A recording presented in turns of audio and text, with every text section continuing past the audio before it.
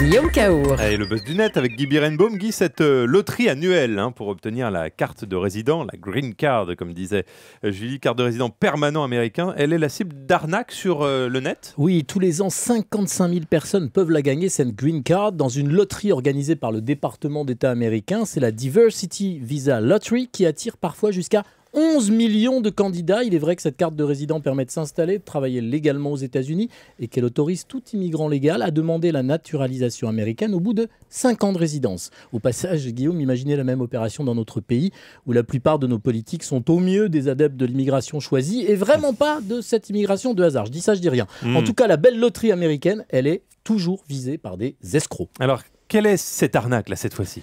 Elle vise notamment les candidats polynésiens. Les nouvelles de Tahiti l'expliquent. Certains des candidats à l'émigration aux États-Unis ont reçu un mail d'un certain John Farman qui, après les avoir félicités, leur réclame le paiement via Western Union de 880 $ au titre du traitement de leur dossier. Le plus fort, c'est que l'adresse donnée est celle du consulat américain de Londres. Les escrocs prétendent même fournir gratuitement aux vainqueurs de la loterie un appartement de 2 pièces pendant 3 mois dans la ville de leur choix, 1 an de cotisation santé et même un job dans leur secteur dès la première semaine. Bien sûr, on y croit.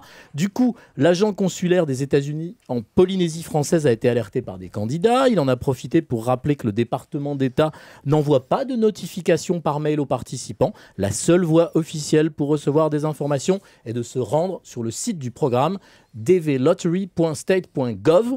De toute façon, la loterie 2011 est close et ses gagnants ont déjà été prévenus par courrier postal et pas par mail. Alors, cette arnaque à la carte verte, elle n'est pas du tout nouvelle, mais elle s'est raffinée. Les précédentes escroqueries proposaient juste aux candidats de les inscrire contre un paiement qui leur donnait prétendument plus de chances d'obtenir la carte verte. Tu parles. Là, c'est un peu plus malin parce que les 800 et quelques dollars réclamés correspondent à une somme d'environ 800 $ que les vrais gagnants doivent vraiment payer auprès du consulat, mais jamais, jamais, jamais par Internet. Alors, si cette loterie reste, à mon sens, une superbe tradition, je rappelle quand même cette pensée profonde à méditer très sérieusement de l'écrivain et journaliste américain Ambrose Pierce, immigrant, individu mal informé qui pense qu'un pays est meilleur qu'un autre. Le buzz du net de Guy Birenbaum. Merci Guy, demain on va retrouver avec une spéciale Kate Williams. Oui, je me prépare. Ça va donner. Ça va donner. Ça va être terrible.